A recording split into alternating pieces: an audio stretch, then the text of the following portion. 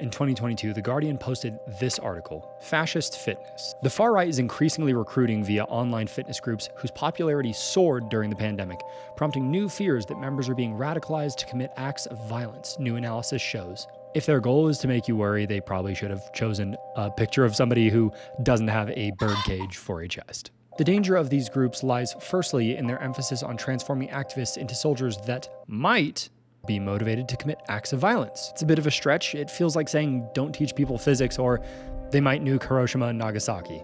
And secondly, in the community that they create, where members start to associate sometimes real, positive change in their lives with fascism, said the organization's annual assessment of the extreme right. This is a little less crazy to consider. People often associate positive change in their life with the things or communities that help them to achieve those changes. My mom donates to her church because she feels that it's a source of good in her life. So the question then is, why not provide better, more constructive associations for the people who are finding these fitness groups? What exactly are these groups offering that feels so transformative? Well, according to senior researcher Patrick Hermanson, these fitness groups frame individual self-improvement as part of a wider political struggle, creating fresh motivation and a sense of purpose for people who believe that physical confrontation and violence are legitimate and necessary.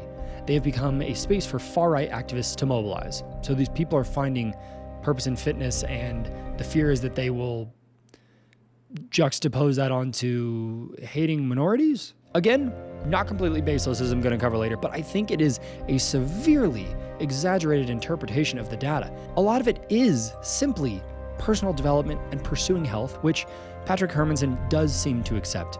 But would you believe he found a way to spin that as bad too? Observing fitness groups over several months, Hermanson monitored how members were initially lured in with health tips and later encouraged into closed group chats where the far right shared content. For instance, users such as Dan, who joined one of the larger, quote, fitness fascist Telegram groups in July 2021, lost 45 pounds in weight and graduated from member to administrator, posting almost daily. Associating positive change in one's life with a violent and hateful ideology is obviously dangerous, said Hermanson. So picture this, a bunch of buff dudes roll up and they're in a white van offering like easy bicep gains or something. And then next thing you know, you're strapped down in a chair like a Clockwork Orange meets fitness, meets far-right ideology. Funny?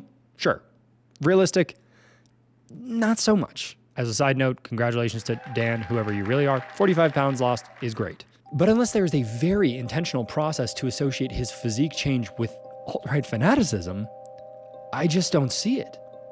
It's as if all these authors think these people are gonna like fail a bench PR and then someone goes, oh, you failed that rep because of minorities. They mention various groups in these articles, the Rise Against movement, which would be a great band name, the White Stag Athletic Club, the Patriotic Alternative, but a lot of these groups are really tough to search anything up on because several of these sources will have essentially the same things posted word for word, or you're seeing articles from the Southern Poverty Law Center saying they're hate groups.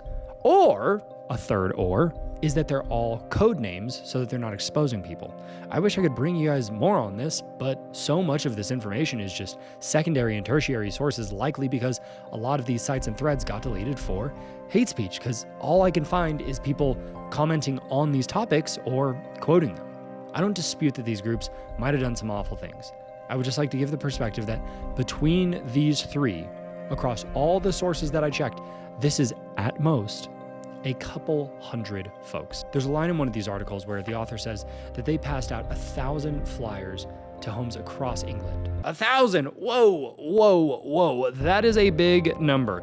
If you don't consider the fact that I, as a single person, would routinely pass out about 2,500 flyers for my business every quarter. What this tells me is that this is maybe a couple hundred people who are part of a group in name only, and there are a few really active ones who are making the most noise.